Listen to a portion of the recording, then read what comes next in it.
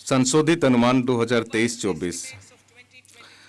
उधार को छोड़कर कुल प्राप्तियों का संशोधित अनुमान 27.56 लाख करोड़ है, जिसमें से कर प्राप्ति 23.24 लाख करोड़ है।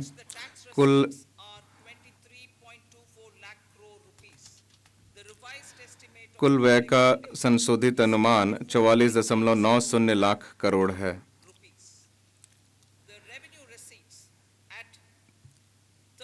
30.03 लाख करोड़ की राजस्व प्राप्ति बजट अनुमान से अधिक रहने की आशा है, जो अर्थव्यवस्था में मजबूत विकास दर और इसके औपचारीकरण को दर्शाता है। राजकोषीय घाटे का संशोधित अनुमान जीडीपी का 5.8% है, जो अंकित विकास अनुमानों में कमी के बावजूद बजट अनुमान की तुलना में बेहतर है। बजट अनुमान 2024-25।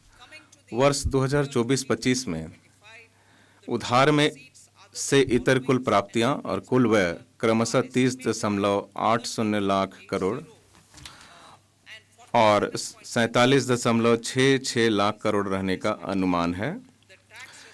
कर प्राप्तियों के 26.02 लाख करोड़ रहने का अनुमान है।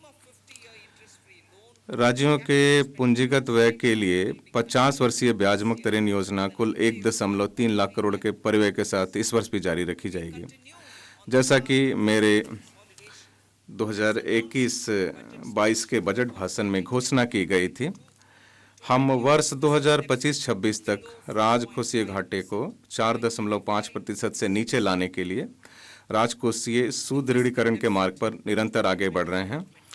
इस मार्ग पर चलते हुए वर्ष 2024-25 में राजकोषीय घाटा जीडीपी के 5.1% रहने का अनुमान है।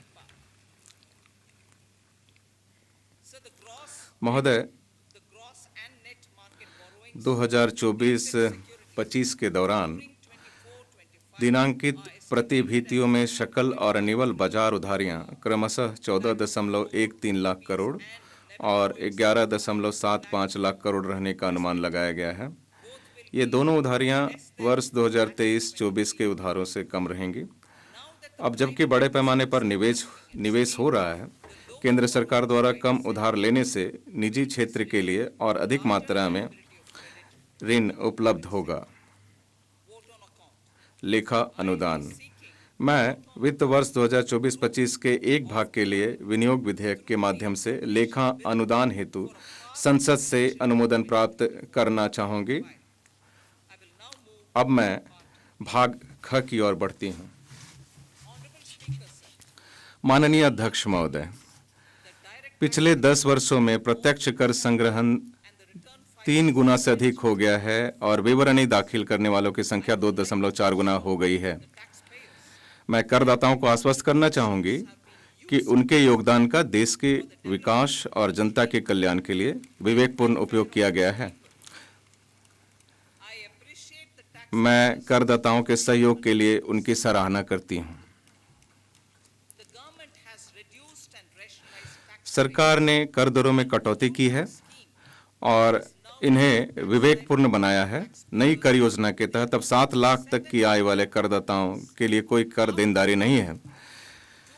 वित्तीय वर्ष 2013-14 में 2.2 लाख तक की आय वाले करदाताओं के लिए कोई कर देनदारी नहीं थी।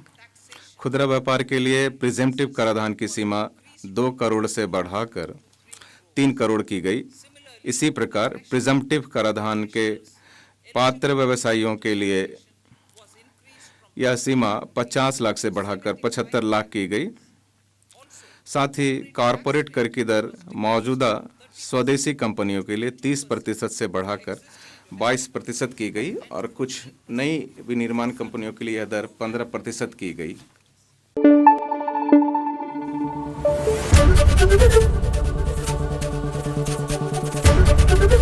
एबीपी न्यूज़ आपको रखे आगे।